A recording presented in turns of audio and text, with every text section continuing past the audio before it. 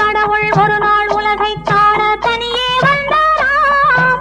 கண்ணில் கண்ட மனிதனை எல்லாம் நலமா என்றாராம். கடவுள் ஒரு நாள் உலகை காண தனியே வந்தாராம்.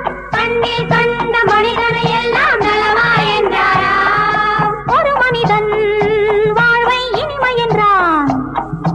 ஒரு மனிதன் அதுவே கொடுமை என்றான். படைத்தவனோ உடனே சிரித்து விட்டான்.